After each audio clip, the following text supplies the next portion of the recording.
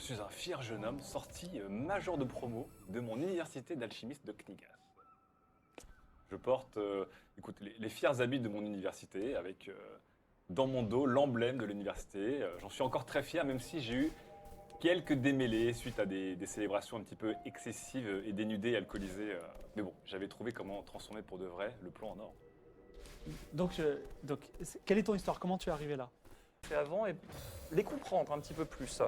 Je suis aujourd'hui pressé de trouver quelle sera ma destinée, pressé de trouver mes assassins, prétendus assassins, je ne sais pas. Dernier petit point, Atlan. Quand Oui. on te regarde, tu ressembles à quoi? Alors j'ai 26 ans, on voit que j'ai grandi dans le luxe, mais que depuis quelques années, je fuis. Je suis donc Clodomir de Cuivrechamp. Et magicien. quand on te regarde, tu ressembles à quoi? Je suis un jeune homme assez frêle, peu assuré, plutôt palo. Rôle de composition. Et donc, quelle est ton histoire? Mon Clodomir histoire est assez compliquée, voire complexe. Je préfère pas trop en parler. Disons juste que j'ai terminé ma formation de magicien l'année dernière et qu'à l'issue des formations de magicien, on doit parcourir le monde pendant une année complète. Là, j'approche de la fin de mon année de découverte. Très bien. Donc, ils ont un petit peu, on va dire, échangé sur leur savoir commun. Comme le magicien n'avait pas de destination particulière, ils ont dit bon, on va faire un petit bout de route ensemble. Ils se sont perdus et ils étaient en plein milieu d'une forêt inconnue, donc ils ne peuvent même pas dire où ils sont. Et à un moment, fin de soirée, ils sentent qu'ils sont suivis par des gens un petit peu dangereux, des bandits de grand chemin en fait. Et il y a plusieurs bandits de grand chemin qui les prennent en embuscade. Et là, ils balisent un peu parce qu'il n'y a personne qui sait vraiment tenir une épée parmi vous trois, mais qui arrive, qui se découpe au fin fond des bois. Ils sont vraies ou partiellement fausses. On le découvrira peut-être au cours de l'aventure. Mais en tout cas, vous vous êtes raconté cette histoire, vous avez fait un petit feu dans la forêt, et sous des étoiles propices, vous avez traqué bien parce que 2 jours plus tard, la situation est catastrophique. Vous êtes toujours dans la même forêt, totalement perdu, vous vous disputez sur la direction à prendre, vous enjambez des torrents glacés, vous avez froid, vous tournez en rond, et plus grave encore, vous n'avez rien mangé. Vous êtes plutôt faible quand, un soir, vous voyez une lueur dans la nuit. Alors comme Keitra d'Achanul était à la suite, on va dire à la poursuite de bandits de grand chemin, et que vous ne les avez pas tous tués, peut-être ce sont des bandits. Donc elle se faufile derrière un arbre. Tu vas tout seul ou ensemble? Alors je vous demande quand même de rester derrière, Oui. à distance quand même, planquez-vous derrière des fourrés. Si jamais vous sentez que ça tourne mal, je sifflerai très fort et vous rappliquez, ok? Enfin, tu siffleras très fort et Ketra se rappliquera. Et Ketra, Voilà. Ketra, si possible, Et tu... nous, Bien on sûr. vous encouragera. Très bien, voilà. Donc, Je m'approche en gentilhomme. alors, une seconde. Alors, Keitra arrive avec un petit rugissement peut-être. Oui, un cri de guerre. La Merci, hache hein. vole dans les airs. Elle tombe en plein dans le torse d'un des bandits. Une gerbe de sang terrible. C'est toujours très gore quand Keitra intervient. Et l'autre, une armure de cuir ouverte sur le milieu couverte de sang puante et une épée rouillée. Pour qui voudra. Écoutez, moi je trouve que c'est extrêmement grossier comme arme, donc je vous la laisse. Je préfère ma dague. Moi, j'en veux pas. S'ouvre sur une vallée bien dégagée. De nombreux champs de céréales s'étendent devant vous. Les familles sont courbées au travail. Au-delà des champs, vous voyez un grand moulin aux pales en voile blanche.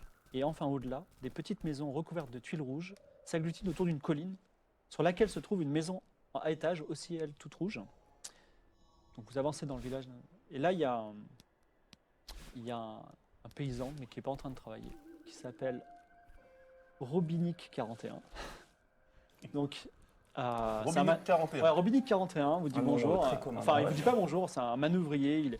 Il a les habits tout noirs, les bras noirs de crasse. Il crache par terre, c'est un glavio bien noir aussi, tu vois.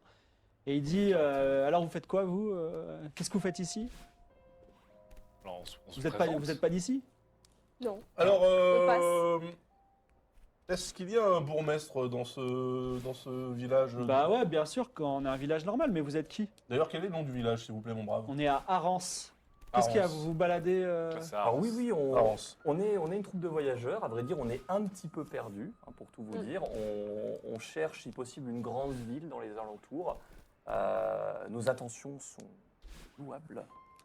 Bah écoutez, de toute façon, Mais il est pas- Et en cas de besoin, nous avons des potions d'extrêmement bonne qualité. Est-ce que nous Avant. pourrions rencontrer Roger? est-ce que vous avez une potion pour faire repousser les cheveux? Écoutez, Je ne l'ai pas, mais ça ne veut pas dire que je ne sais pas la faire. Bah écoutez, parlez-en peut-être aux commerçants du village. Très bien, alors je le note. Mais mon frère, il est chauve et j'aimerais bien qu'il... Il le Attendez, soit moins. votre frère était chauve. Est-ce qu'il avait un peu d'embonpoint? Non. D'accord. Il n'est pas de Euh, robe bleue, des choses comme ça. Dites-moi, Robinic Il avait l'air 41, noble. est-ce qu'il serait possible de parler au bourgmestre Roget? Bah, voyez la colline là, il y a une grande maison Oui. rouge, vous pouvez pas le louper. Il habite là-dedans. Et il est là, il est dans sa maison il est là, actuellement ouais. Très bien. Juste Jean-Paul, on essaie de faire aussi bien qu'il est.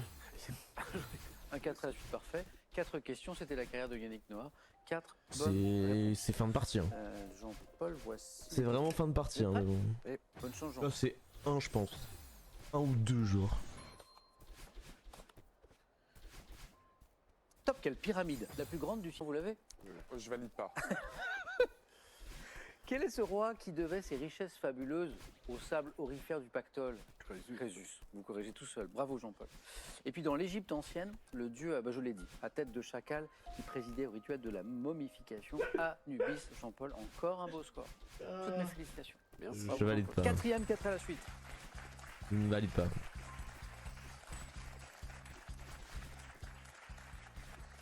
Il sait que parfois il y a du 1, il y a du 2. Eh ben pas ce soir. Oh, il y en aura, il y en aura. Vincent, on sait pas.